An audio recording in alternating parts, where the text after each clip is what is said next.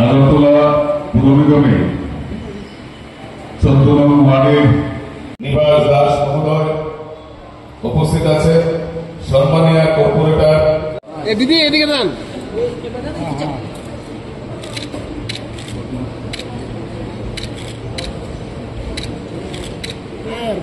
আলোচনা দীর্ঘায়িত করব। আমি বলবো আমাদের রাজ্যের শিক্ষা ব্যবস্থা বা কেন্দ্রীয় যে শিক্ষানীতির ফলে শিক্ষা ব্যবস্থার যে আমূল পরিবর্তন করে সেই সুযোগটা আমাদের স্টুডেন্টকে নিতে হবে।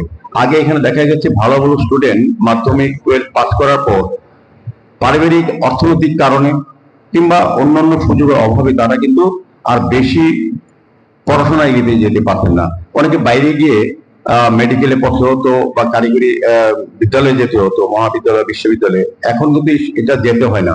এখানে আমাদের রাজ্যেই প্রচুর বিশ্ববিদ্যালয়, মহাবিদ্যালয়, কলেজ তৈরি হয়েছে। আমাদের কারিগরি বিদ্যালয়, ডেন্টাল কলেজ, মেডিকেল কলেজ হচ্ছে প্রচুর। কাজে এখানে যারা পড়াশোনা করে ভালো রেজাল্ট করবে তারা অটোমেটিক্যালি তারা ত্রিপুরা রাজ্যের থেকেই উচ্চতর শিক্ষা গ্রহণ করতে পেরে পরবর্তী সময় পরিবারকে কিন্তু একটা রক্ষা করবে, পাশাপাশি আমাদের রাষ্ট্র ব্যবস্থা অংশগ্রহণ করতে পারবে, রাজ্যের উন্নয়নও তারা কাজ করতে পারবেন। তো আমি বলবো যারা আজকে স্টুডেন্টরা আছেন তারা যারা কষ্ট করে, অভিভাবকরা বিশেষ করে আমি বলবো প্রথম 3-4টা স্তর থাকে।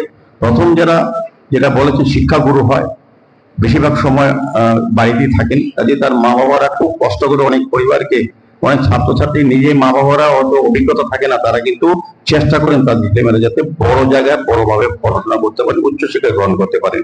তারা কষ্ট করেন।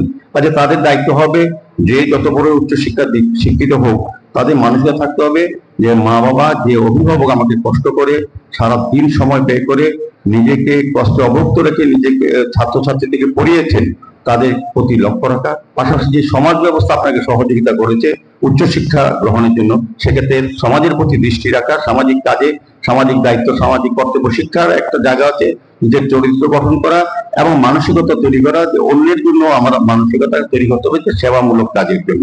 এটা শিক্ষার সঙ্গে শুধু পুঁথিগত বিদ্যায় একজন লোক শিক্ষিত বা মানুষ হয় না, তার অন্যান্য গুণাবলী বা চারিত্রিক গুণটা অবশ্যই থাকতে হচ্ছে।